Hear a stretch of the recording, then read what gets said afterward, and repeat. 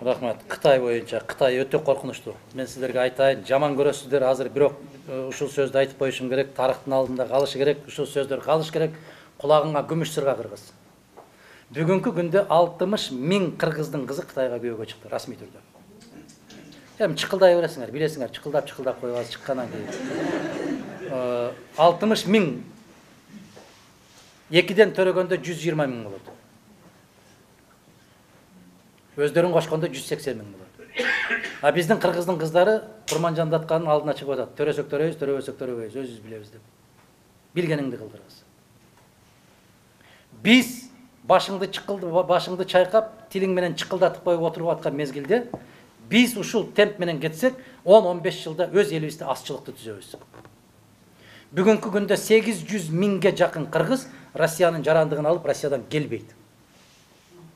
Келбейт Кыргызстанга. Кайтпайт. Мен көбү менен сүйлөшөм. Бизго бара берет экенбиз, балдар чыдабайт экен деп калды. Балдар барбайт экен деп калды. Мен өзүмдүн жакын кишилерим, досторумдун, өзүмдүн балдарым аркылуу билем. Бул мамлекетте эч нерсеге жете албайсың деген нерсе мына жерине катып бүттү. Мына менин 2 балам жогорку билимдүү. 2ден дипломдары бар. Бир жерге жумушка албайт. Себеби фамилиясы чыдап. 3 жерде 9 канча болот дегенди билбегендердин баары кызматка алат. Мына ол мамлекет жоголуп бараткан мамлекет деп какшап атканым ошол. Мен казаныма аш салып бер деп какшап аткан жокмун. Дасторконума нан салып бер деп какшап аткан жокмун. Кыргыз чыкылдап коебуз, күлөбүз анан отуруп. Кытай экспансиясы бул өтө коркунучтуу эжеке. Бул абдан кооптуу. Өтө. Биз бала кезде айтчу эле. Биздин чоң аталарыбыз айтчу эле. Кытайдан досуң болсо, жаныңда айбалтаң болсун деп. Кытай менен бир столдо отуруп тамакта жеген болбойт дейдилер. Азыр эмне болду? Мына көчөгө чык.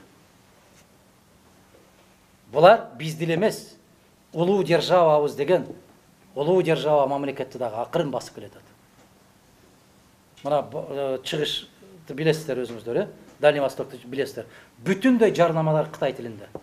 Гезиттер Кытай тилинде чыгып атат. Биздин мына дүкөндөрдү карагыла да, ашканаларды карагыла. Эмне болуп кетти? Намысы жок элбиз биз.